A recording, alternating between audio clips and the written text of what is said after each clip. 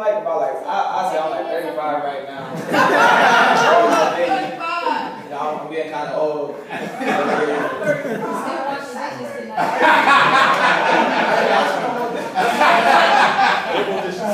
For like the next 30 minutes.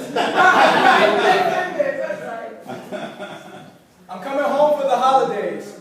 I'm coming home for the holidays, but when I get back, I know some things won't be the same because after high school, people tend to change. Former underclassmen may have passed before they can pass the 11th grade, and former classmates may be arraigned for things they did for change, but they said, shoot, some things got to change, but change isn't always that easy to obtain. Better they know, but they just playing the game. Some couldn't wait to get grown. Thought adulthood would be the best, but now they struggle week to week off minimum wage paychecks. They checks pay less than mommy's, so instead of shopping at Foot Locker, they shoes now come from Payless. Less pay means less spending. It makes perfect sense. It's so ironic how most folks stay broke by trying to live like they rich in this city where we seem to forget that past prophets spoke proverbs to prep and unite the masses, which worked for a couple years until women began to start raising their fists and just start shaking their consciousness out their souls. Replacing it with fake hair and overpriced wardrobes. Started to wear clothes that cover insecurities but expose his legs and chest and began to chastise those girls whose body wasn't fully developed yet. See, M.O. King had a dream.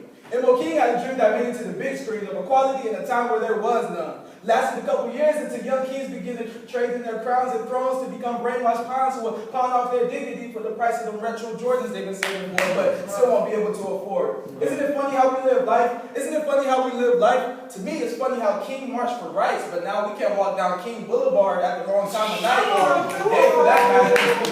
Matter of fact, it's awfully funny how Malcolm Little became Malcolm X. Armed himself with knowledge from text and power in text. Next, begin to reject current state of blacks causing concern with the government. Tension builds. Begins to cause Malcolm stress. At the top of everyone's wanted list, so years later, conspiracy talks rise over the bullets that put Malcolm to rest. After death, rumors circulated Malcolm being gay, so instead of paying respects, everyone starts thinking just, who could have been Malcolm's ex? Another way to dominate the constitution of black men in this society. We have descended from centuries of royalty and became content with being nothing more than peasants, which makes it perfectly understandable why so many of us got so excited when they said that Obama would be the first black president, but according to his story, this story is all a lie that only gets by because most of us just don't know. Learn your history.